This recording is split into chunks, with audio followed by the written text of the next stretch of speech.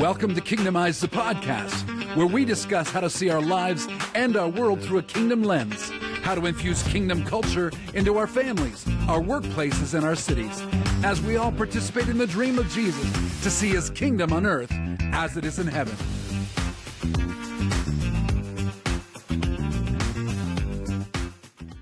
So welcome back to Kingdomize, the podcast.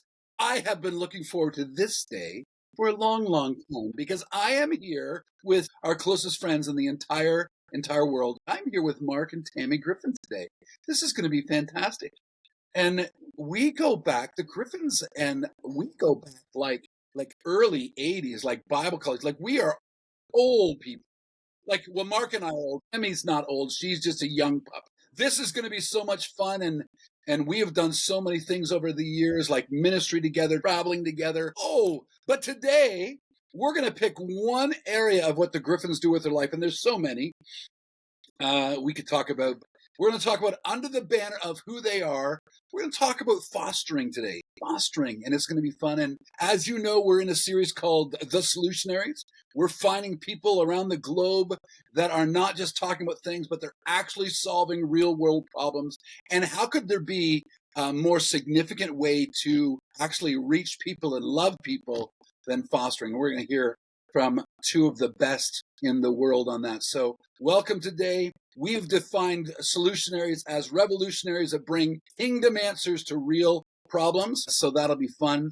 We connect it to Matthew 28, where Jesus said in the Great Commission, go into all the world, but you're to disciple nations. And we disciple nations by discipling cities and discipling people and discipling individuals. And it starts with individuals. We've known the Griffins for 40 plus years, more than that. They are, well, I'll say Mark specifically, but together they've been in the ministry for over 35 years. Mark travels and speaks and pastors and trains leaders. He's a coach and consultant. Mark, you do everything. What's the deal on that, buddy? He is an author. He's written a bunch of books, like hundreds of manuscripts for TV.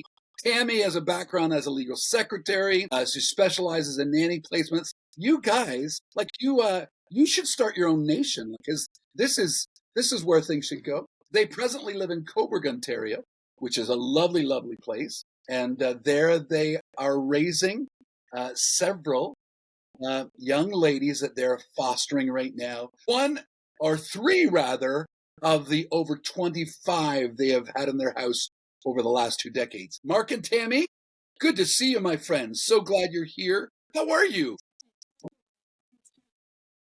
Mark, and you. This is going to be fun. I'm glad we're doing this story. As I said, we could talk a bunch of stories, and maybe we will another time have a discussion about the move of God we were connected with back in the 90s. But let's just hear, who are the Griffins? You guys come together, tell a bit of your history, and then let's get into the therapeutic foster parenting. I'm very curious about that. I know a bit of your story, but let's go there. Tell a bit of your story. Yeah, sure. We, as you know, Brian, because you've known us for over 40 years, school together, as you mentioned. Shortly after school, this lovely young lady was part of my father's congregation. My dad was also a minister. She fell in toleration. Together, married for 37 years this past spring, and we have 4 kids of our own. 20s and 30s, 4 of them, and I've been a pastor and executive leader in different charities for the whole marriage. As I mentioned, we've been 22, 23 years fostering, all with the same agency.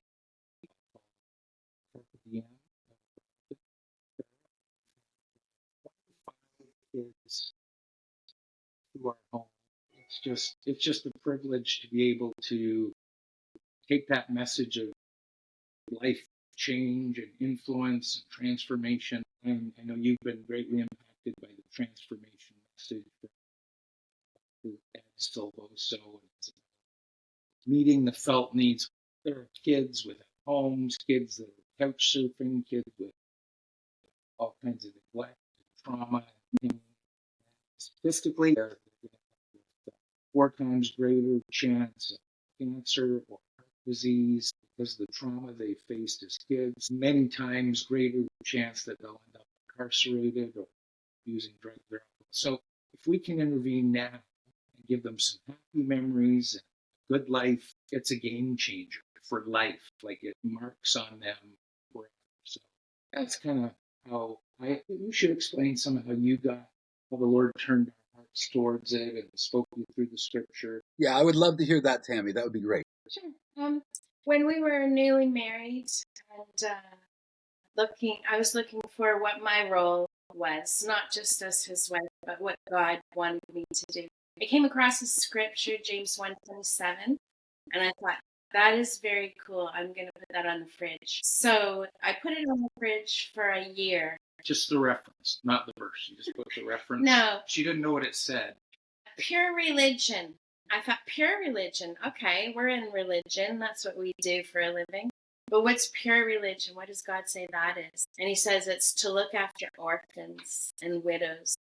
Right. And, keep yourself, blah, blah, blah. So that became alive in me.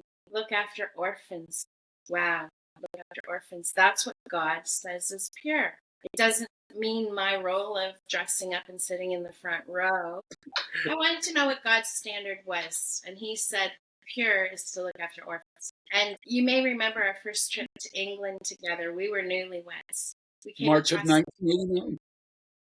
We came across a little guy, and we heard that he was a foster child.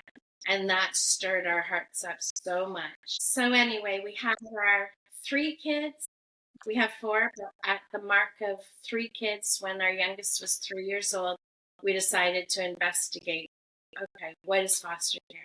So we started taking lessons with Children's Aid, and we quit. We quit because we thought, we can't do this. We can't give them. We're just not going to be up for that. Because, we're good people and we have big hearts, so we can't give these children back. But within the year, our hearts changed. We realized that's not the role of a foster child. It's not to collect children. It's to keep them while you have them and do your best for a term that you don't get to decide. Yeah, we got trained and then chose therapeutic foster care instead of just going the CAS route.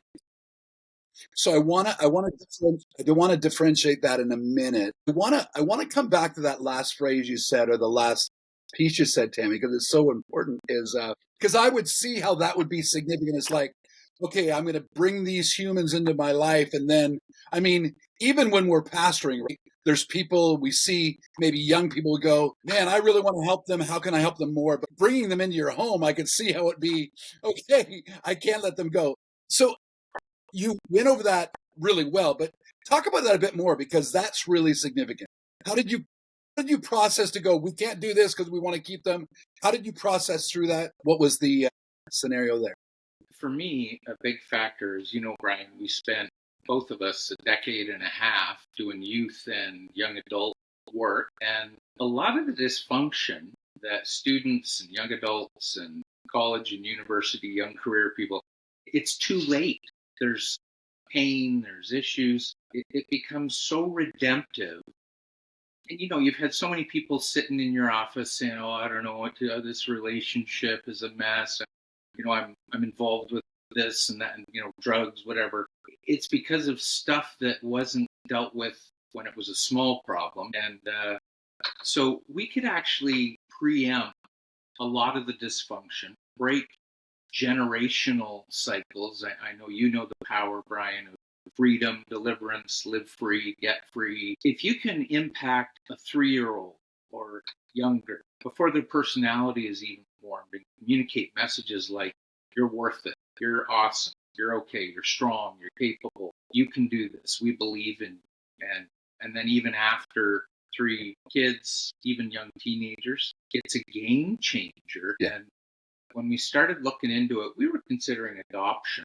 And then we heard about a program called Fostering to Adopt.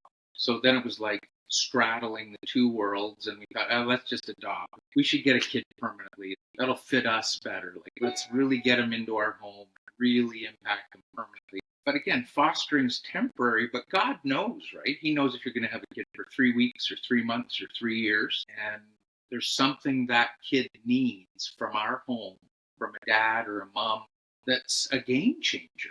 Yeah. And yeah, that was it for me. For me, it was realizing that I don't own the child. God didn't put that child into my belly. Yeah. Put it into someone else's belly. And that family needs help for a little while. So can we step up and do that and then give them back? The goal is always to have the child reunited with a healthy family. That doesn't always happen, but that is the mandate goal. Yeah, and I've heard you talk about that many, many times. The primary goal is the child gets healthy. Hopefully the parent gets healthy. That's always the goal, right? So that's really good. So you walked through that. You went, okay, I can do this. So take us from there. You made the decision. I can't do it. Now I can do it. Tell us about how that started with Carpe Diem then, with that program. Okay, well, first we went to CAS locally in Hamilton, and we got trained. That's a very Canadian term, an American term, Children's Aid Society. Yeah, sorry. Yeah. They provide free training and also informational nights. So we decided, let's start walking this. Let's just get curious and we'll see how far we can go with that. So we got fully trained, and there's a lot to that. There's home studies, police checks, lots of looking into your family, being in your home, talking to your own children in their bedroom without you. Yeah. So we did all that, and then I heard about private therapeutic fostering, and we decided that was the route we wanted to take. Let's just stop there for a minute, because I'm going to say a few times along here that, and that's when I bailed. And that's when I bailed. Because we were walking this journey with you going, we could do that. And then I went, and then you talked about that with CS, and I went, yeah, no. And then you talked about home studies, and I went, yeah, no. And numbers of times along your journey, I went, no, can't do that. And I went, good for you. That's amazing.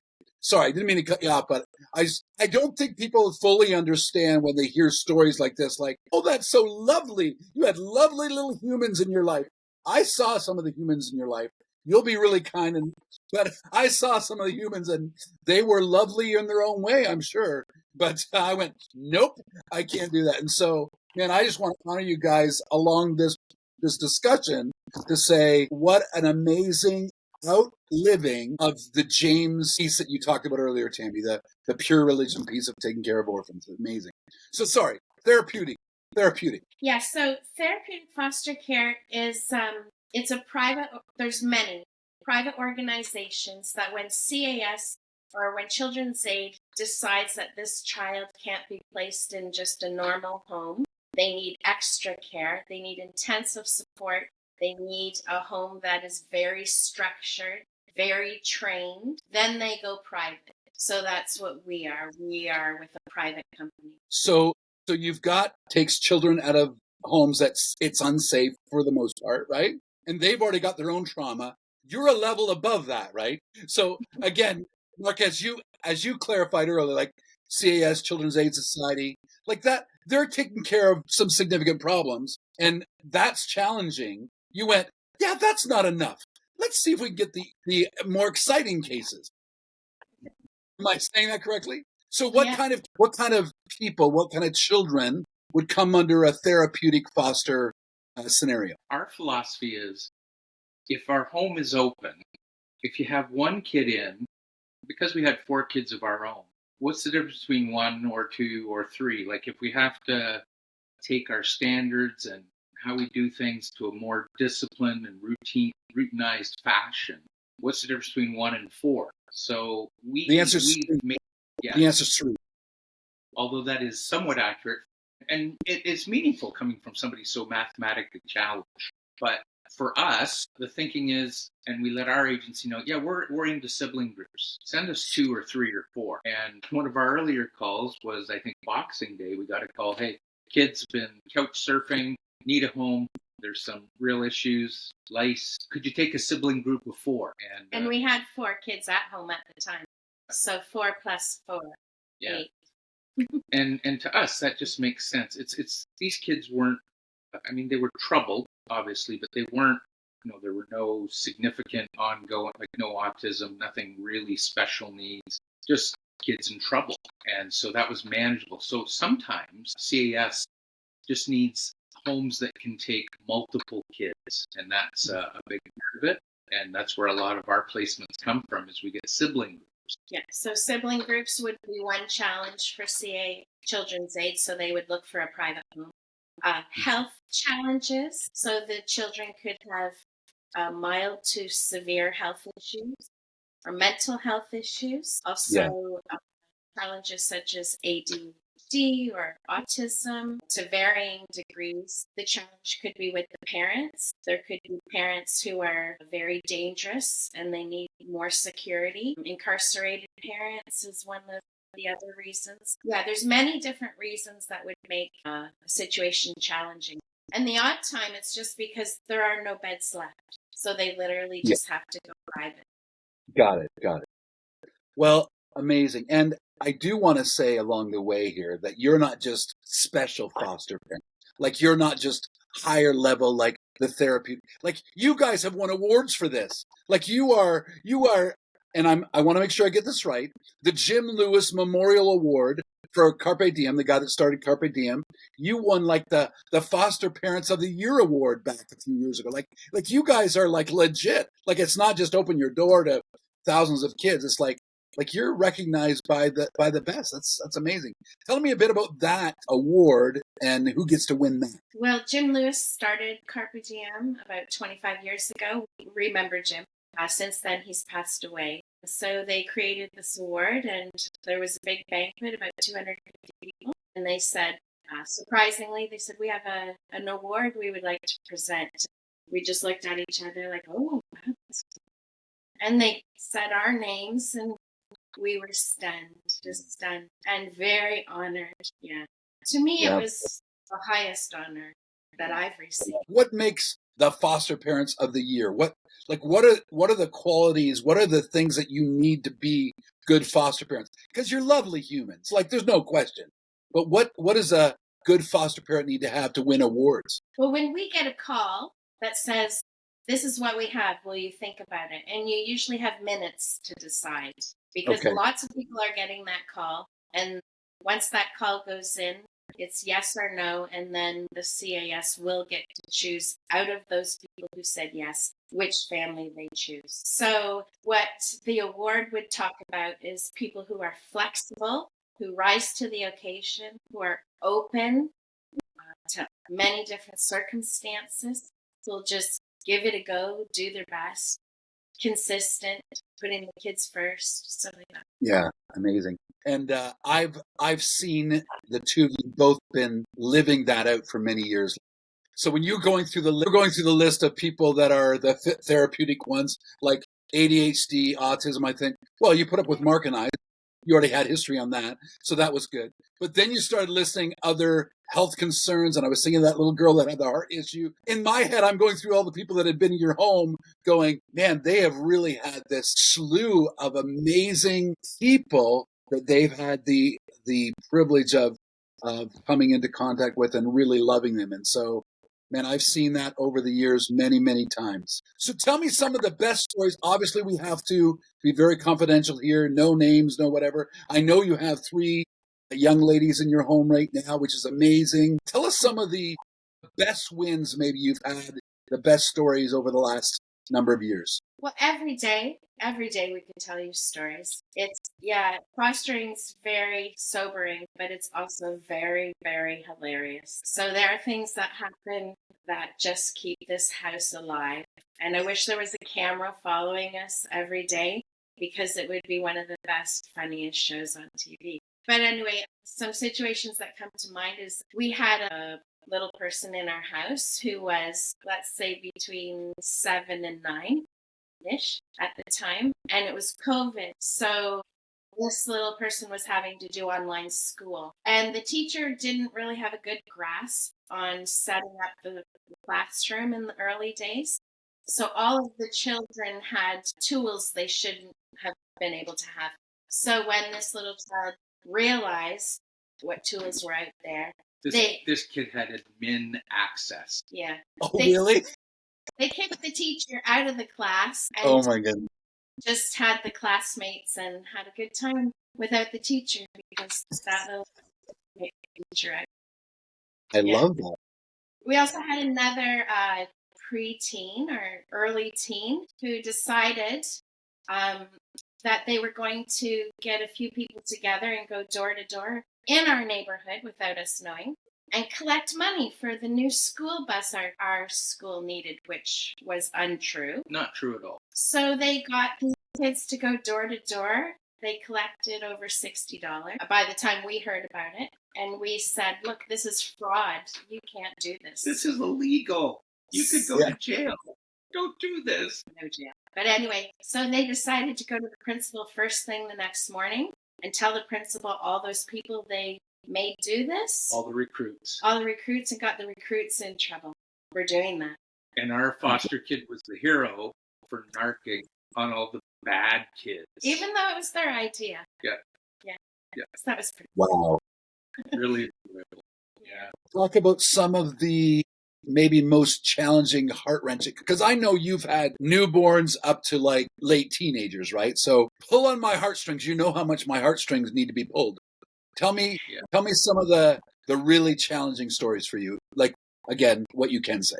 When you have to give back the babies, like Tammy's the one that really has a heart for babies. And I like babies, but through the fostering thing, I've developed a real deep love and connection with babies. We had a baby come into care, 4 months old, who all the morning noise would stir up the baby and the baby would start to fuss. But really the baby needed to sleep a little more, and all the baby needed was just to cuddle in with somebody and the baby would sleep another hour. So I'm glad to lay in bed, hold the baby, and this baby would fall back asleep. And we had that baby for 3 months maybe. And we knew that placement was coming to an end, and I was so dreading the day. I thought, I'm going to be a mess. I've really bonded with this little one, and how the baby would look at, just admire.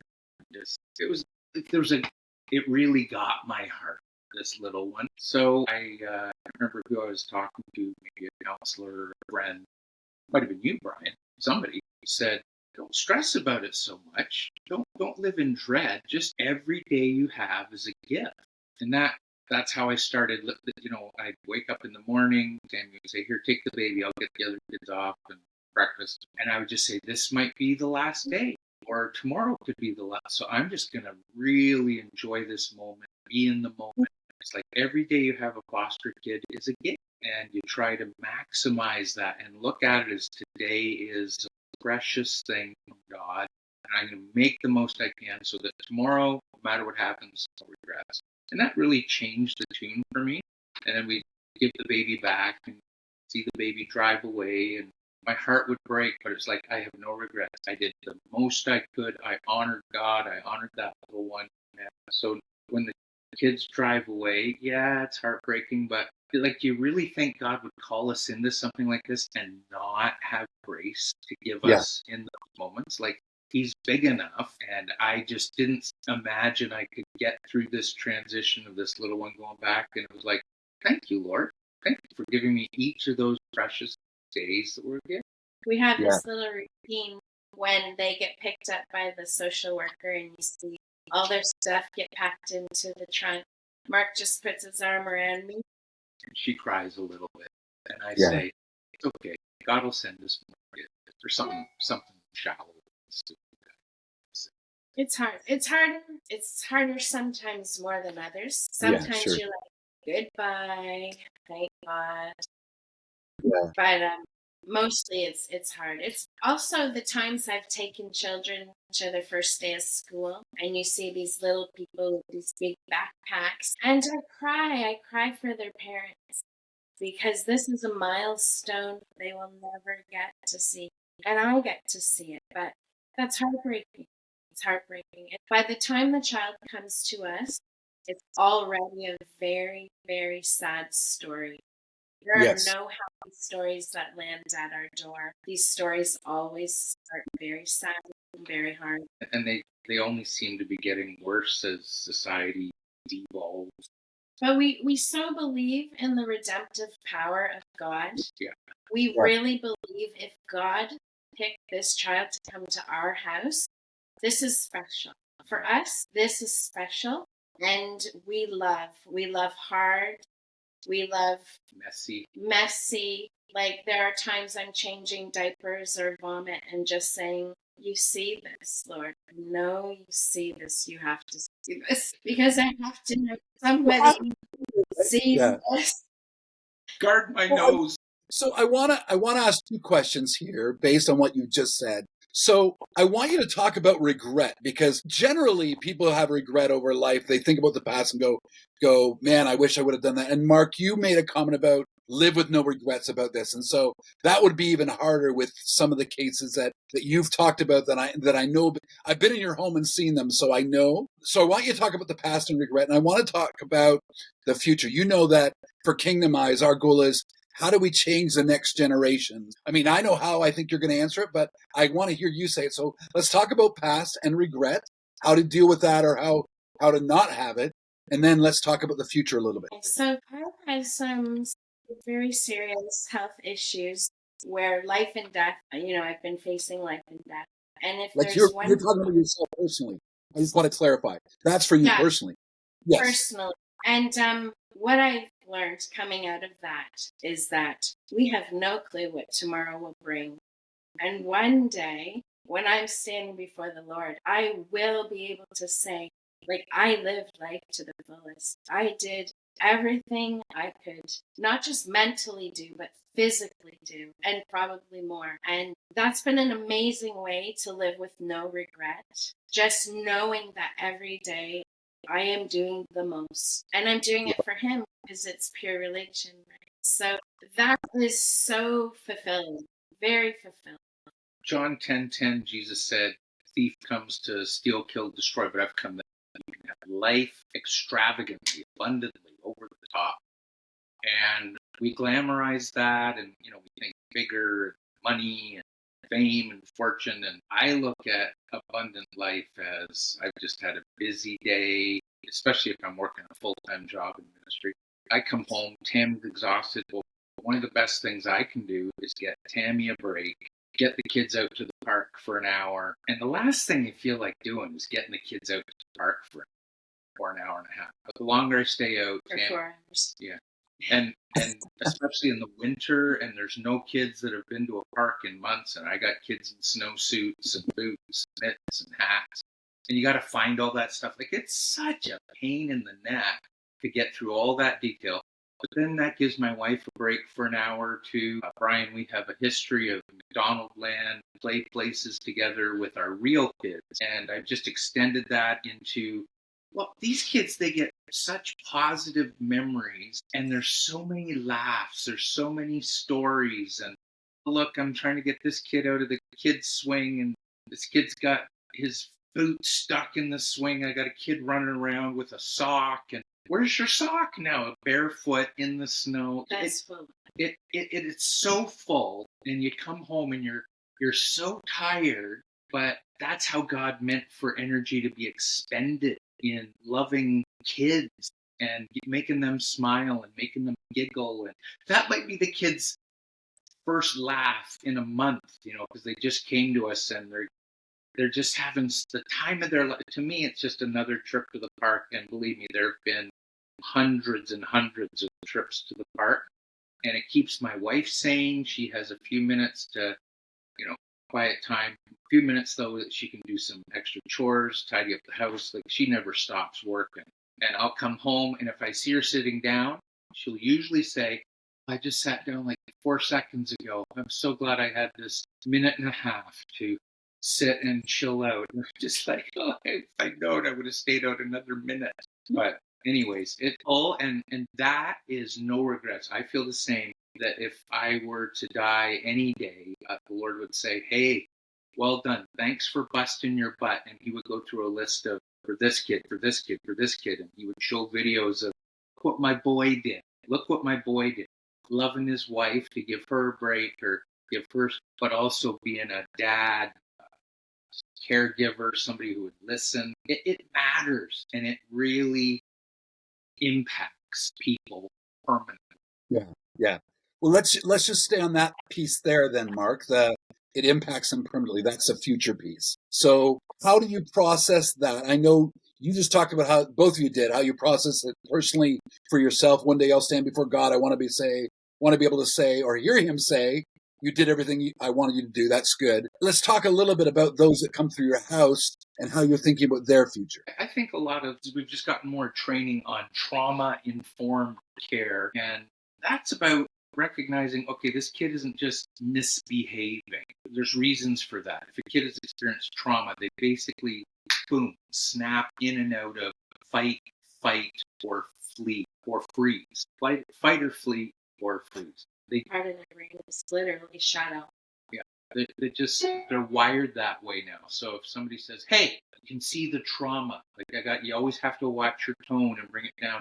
And even if there's danger, like, get away from the stove. Like, you gotta, hey, get away. Like, you really have to pull it all down and meet them right where they're at. And rather than judging them, rather than, like, with my own kids, I'd be like, dude, what do you? But with kids that have been through pain, therapeutic means we want to actually see them get healed, see them trust adults, see that they won't be neglected, they won't be abused, they won't be manipulated, they're not responsible for our feelings, like all these really obvious things that you see through a filter of, this isn't their fault. They were in a home where this was normalized, where it was okay to hurt or whatever a kid. But they can rebuild their trust. They can find therapy in our home, find healing and loving experiences, joy, happiness, a clean room, plentiful, healthy, nutritious food. That becomes the norm. And they can start to reframe life. They can start to do life differently. It transforms. Like, if you want to talk the word transformation, nothing like, okay, they got a full week of that. Now a full month. Now they're 6 months into it. And somewhere 3, 4, 5 months, we start to see a shift, that the fight or flight or freeze thing just starts to lower and lower, and they fit into the system here. They're maybe doing some light, age-appropriate chores, school's going better. You can see their future changing. It's almost quantum. You know that every time you speak to their future and you speak positive into their life, they can now focus on something to build on. So they're not coming from the place of desperation and pain and hurt. Well, they are, but they can look and see that the future holds something different for them. And sometimes we are blessed enough to be able to stay in touch with these kids, and sometimes we're not. So we've seen our first foster child would be now in their mid-20s or whatever. We don't know where that child or where that person is at. But some of the other kids we have been able to follow. And you just know their future's changed, and their children's future has changed, and their grandchildren's future has changed, because you've changed the trajectory of their life by speaking hope, speaking life, sharing Jesus when you can. We are not heavy into giving them our, how would you say that? We share faith, but we do not push that on them, because that's God's job to figure that out. We live it.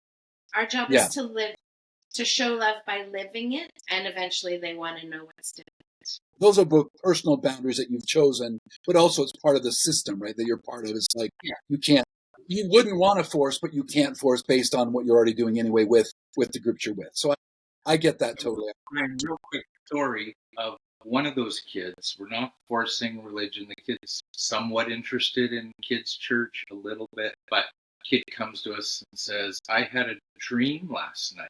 I had a dream that I was driving a big truck and Jesus was with me in the truck. And where did that go? Jesus was sitting beside me, and I said, that's right. Your truck is your life, and Jesus will always be sitting beside you. Mark and Tammy, you know enough about my life, what our story is here in Brantford, but also what we're doing now globally.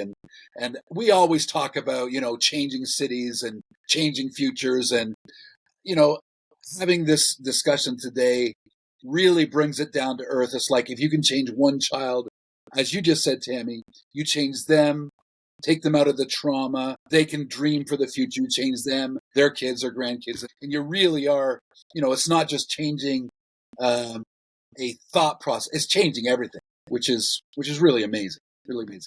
That may be why it's pure religion. That it's not just about, hey, I had a good idea. It's like, it's real life. So I have a couple more thoughts here as we're moving forward. Is I know that this has not been an easy process. So I've kind of joked around about it because clearly I couldn't do it what you do. But I've watched you guys, and you wouldn't talk about it, but I've watched you guys sleep in weird scenarios, give up stuff that I would never give up.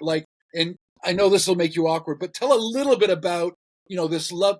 Because right after this, I'm going to ask you to talk about why people should foster. But before you tell them that, let's make sure they understand what they're getting into. So tell us some of the most exciting things you've had to do as a couple in your home to make this work. Well, when you have a home, the amount of children you can have depends on the amount of bedrooms that you have. And sometimes kids could share, or sometimes they cannot, and they need their own space. So, yeah, we've given up our master bedroom with the ensuite to a baby. And I've slept on the dining room floor on a single mattress that hides behind the couch all day while Mark sleeps on a futon at the front door. That was for a while. You got to flex. So when you get that call, the child might be there in an hour or two. So we try to keep extra beds and cribs, and we just go to town. Sometimes we call for help, and we create bedrooms, and we displace ourselves. And yeah, you do what you have to do. If you want to. You can always say no when the call comes. And sometimes you say no when the child comes. We had a child that came on a Friday night, and Saturday morning I was on the 24-hour emergency call crying, saying, "Come and get him. This can't be my new life. You have to get him."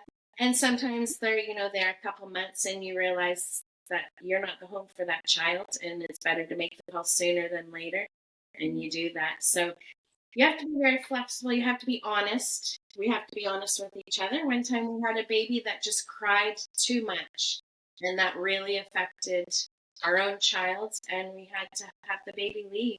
Right. Yeah. If you told me 25 years ago, here's the kids you're going to have in your home over the next quarter century, I'd be like, there is no way I'm signing up for this. But, Jehovah's Sneaky, one of his covenant names, it just comes little by little, kind of like the scripture says, I'll drive out your enemies before you little by little. And that little by little principle is how the Lord has taken us with fostering. The initial, yeah, Lord, we're available. You pray that at an altar, and then he asks, puts in your heart to foster.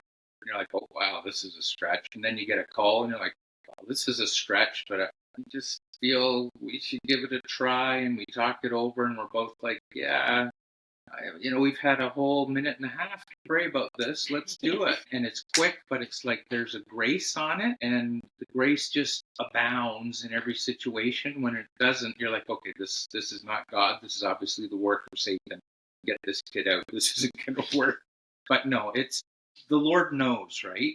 And I never would have guessed we could have autistic children, medical challenges, but it seems in every situation, there's the grace for whatever you need. And that call that Tammy made, this can't be my new life. In that week, we had the kid, and we had some support and a worker and somebody overnight, because the kid was a runner running down the street. I was chasing, ended up in a neighbor's garage. The neighbor's sitting there in a lawn chair going, why is there a child running around my garage? And again, he's a foster kid. Not a big deal. But that kid was gone in a week, and I drove the kid 6 hours away. Dad had everything sorted out in a week. So the kid actually went back to Dad. And I don't know how that even happened, but it was nothing short of a miracle. And God knows, right? God knows. Yeah, as I've said several times during this time together with you guys, I've watched through many, many of these instances and seasons with you, and I want to honor you again. So listen, cell fostering. What's the most meaningful part of it? People are listening going, at first they went, nope, can't do it. Now maybe something's going on inside them going, maybe I could do that. Like, what would be your scenario? What would be your statement to people that are maybe considering it? What's the best part of that? First, I want to say, whenever we meet people and they realize, oh, they're foster parents, the one thing that people say that really, it's hard to hear is, oh, I could never do that because I couldn't give them back. And we went through that ourselves. But Yeah. you know what? Grow up. Are you saying that your comfort is more important than a child who needs a home and food? You know what? You'll get over it. You might be crying in the driveway like I am every time, but too bad. Step up. Step up for the kids. It is such a, well, it's called a crisis right now. Mhm. There's a crisis. Children need safe homes. So why not? Why not? Trust the journey. If you trust your Father, if you trust God, then He can start small. It's not for everyone. I'm not saying it's for everyone.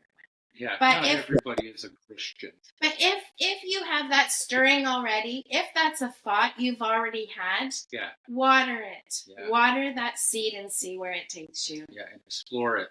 Do some research and see. It's actually very attainable. And the other thing is people go on about, oh, this is what you do. It's heroic. I don't know how.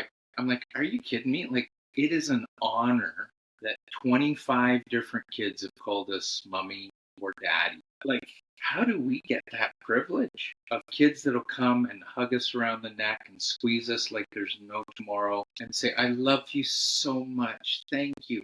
Mark, you're the most handsome. Like, they're obviously visually challenged. I think as Christians, we do have to ask ourselves, what is that pure religion then? Yeah. How are we looking after orphans? Like, my mom's over 70. How she looks after orphans is she bakes muffins, freezes them and cookies, and then gives them to me, and I put them in the kids' lunches. That's how she's looking after orphans. There's a place. There's something you can do. Figure out what it is. Sorry. Have you ever put anything in a kid's lunch? I put it on the counter, and Mark makes the lunches. Thank you. We want to make sure you get the kudos on that one, Mark. Well, guys, this has been amazing.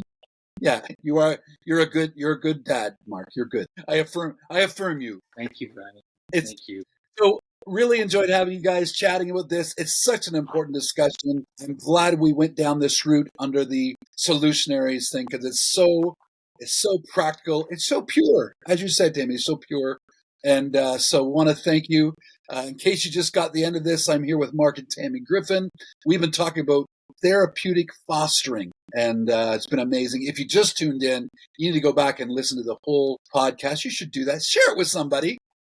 Other people that need to hear this, and find a way that this applies for them. It's not going to be the same for everyone, as they've said, but find a way that you can tap into what James calls pure religion. And that would be really important. So thanks again for tuning in today. We'll be back next week with another episode of Kingdomize, the podcast.